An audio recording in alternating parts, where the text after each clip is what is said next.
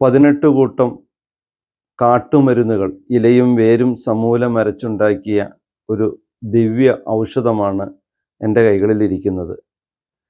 മക്കളില്ലാത്തവർക്ക് ഒരുപാട് 99% ഉപകാരപ്പെടുന്ന ഒരു മരുന്നാണിത്. ഇതുണ്ടാക്കി കൊടുക്കുന്ന വൈദ്യരെയും അതുപോലെ ഇതിൻ്റെ വിലയൊക്കെ പരിചയപ്പെടുത്താം കേട്ടോ. ഇതുപോലത്തെ കല്ലുരലിൽ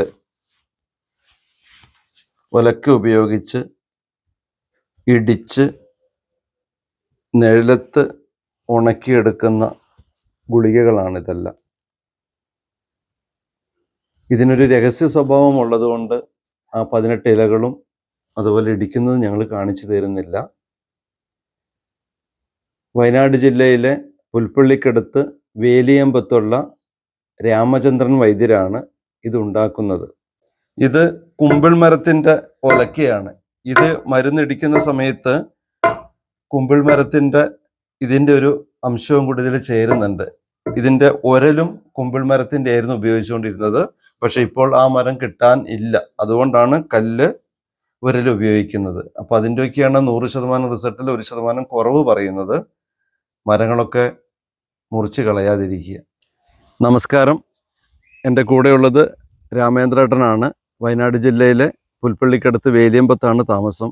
ആള് വൈദ്യരാണ്, അതോടൊപ്പം തന്നെ നല്ലൊരു കലാകാരനാണ്. രാമേന്ദ്രേട്ടാ, എന്നോട് എൻ്റെ കുറച്ച് വളരെ വേണ്ടപ്പെട്ട ഫ്രണ്ട്സൊക്കെ ചോദിച്ചിട്ടുണ്ട്, നിനക്ക് കൂടുതൽ മക്കൾ ഉണ്ടാവുകയാണെങ്കിൽ ഒന്നിന് എനിക്ക് തരുമെന്ന്. കാരണം അത്രമേൽ അവരൊരു കുഞ്ഞുണ്ടാവാൻ ആഗ്രഹിച്ചിട്ട് കിട്ടാത്തത് കൊണ്ട് ചോദിച്ചതാ.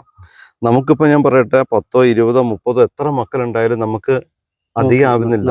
അപ്പൊ നമുക്ക് അങ്ങനെ കൊടുക്കാൻ കഴിയില്ലല്ലോ. അപ്പൊ എൻ്റെ ഏറെ ഒരു വലിയ വേദനയാണ് ഇതുപോലെ മക്കളില്ലാത്ത എൻ്റെ സുഹൃത്തുക്കള്.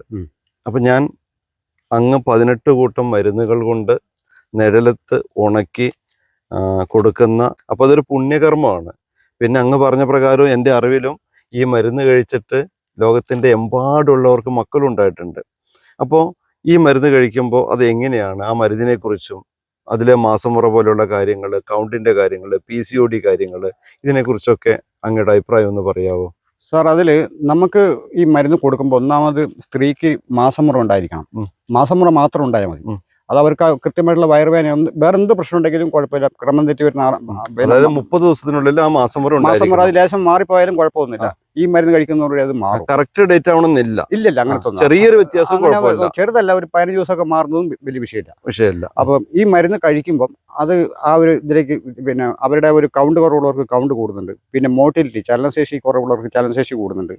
പിന്നെ ഈ PCOD പോലത്തെ പ്രശ്നങ്ങൾക്ക് അതിനൊക്കെ പരിഹാരമാകുന്നുണ്ട്. കാരണം ഇതിനെ ശാസ്ത്രീയമായി തെളിയിച്ചൊന്നല്ല, അനുഭവം കൊണ്ട് പറഞ്ഞതാണ്. ഇതിപ്പോൾ ഈ മരുന്ന് എത്രയോ തലമുറകൾക്ക് മുന്നേ എനിക്ക് കൈമാറി വന്നപ്പോൾ എൻ്റെ കയ്യിലെത്തി നിൽക്കുന്നതാണ്. അപ്പം അതിനെക്കുറിച്ച് എനിക്ക് ആധികാരികമായിട്ട് പറയാനും അറിയില്ല. പക്ഷേ അച്ഛന്റെ വഴി കിട്ടിയതാണ്, അമ്മ വഴി കിട്ടിയ അവർ ഒരുപാട് തലമുറകളായിട്ട് ചെയ്യുന്ന ഈ 18 കൂട്ടം മരുന്നുകളും കാട്ടിൽ നിന്ന് പറിക്കുന്ന തന്നെയാണ് സാർ. അത് ഇതിന്റെ ഒരു ഐതിഹ്യമുണ്ട്.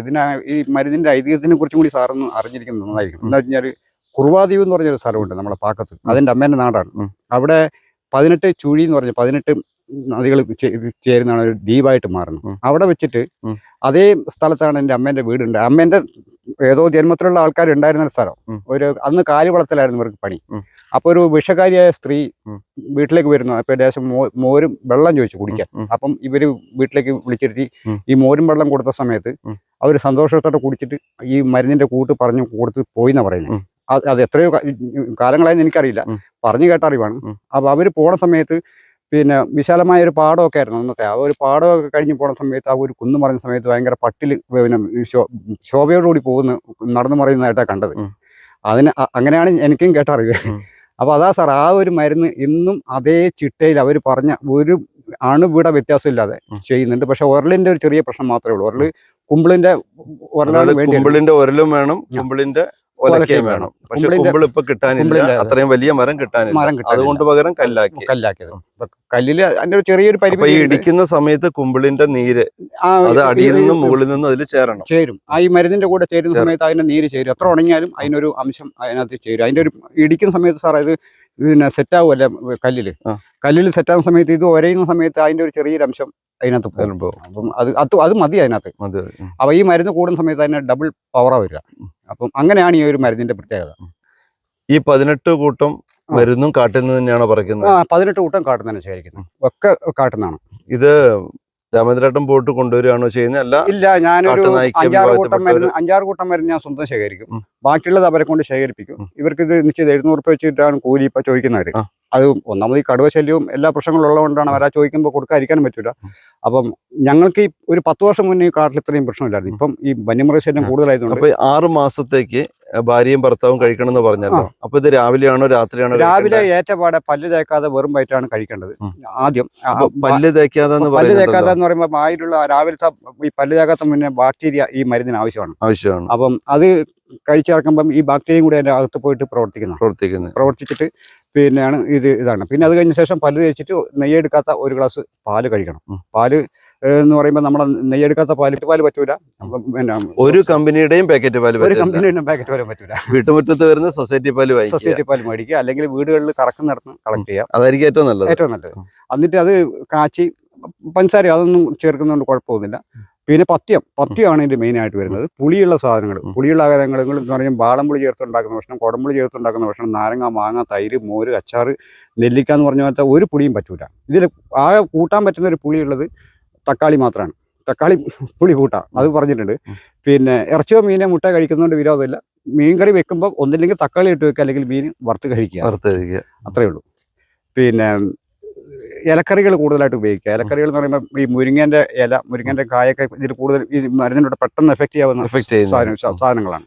അത് മുരിങ്ങ ഇനത്തിൽപ്പെട്ട ഭക്ഷണങ്ങൾ കൂടുതലായിട്ട് കഴിക്കാൻ പറ്റുവാണെങ്കിൽ നല്ലതായിരിക്കും. ഒരുപാട് പിന്നെ പെട്ടെന്ന് റിസൾട്ട് ഉണ്ടാവും. മുരിങ്ങയുടെ ഇലയും കായോ എല്ലാം നല്ലതാണ്. കർക്കിടക മാസത്തിലെ പിന്നെ മുരിങ്ങയില കഴിക്കരുതെന്ന് പറയുന്നത് കർക്കിടക മാസത്തിൽ സാർ ആ സമയത്ത് ചെറിയൊരു വിഷാംശം അതിനകത്ത് വരുന്നുണ്ട്. അപ്പൊ അതുകൊണ്ടാണ് പറ്റൂല. ആ സമയത്ത് അതിന് പകരമായിട്ട് നമുക്ക് ഈ താളും തകരയും സമയത്ത് നമുക്ക് പ്രകൃതി വേറെ തരുന്നുണ്ട്. അപ്പം അത് ഒക്കെ പിന്നെ ആ സമയത്ത് ഒരു ലേശം കയ്പും പിന്നെ അതിന്റെ ഒരു ലേശം വിഷം ഉത്പാദിപ്പിക്കുന്ന ഒരു ടൈമാണത്. ആ ചെടി കർക്കിടക മാസത്തിൽ മുരിങ്ങ വെക്കുന്നത് പണ്ട് മുതലേ ഉള്ളൊരു ശീലമാണ്.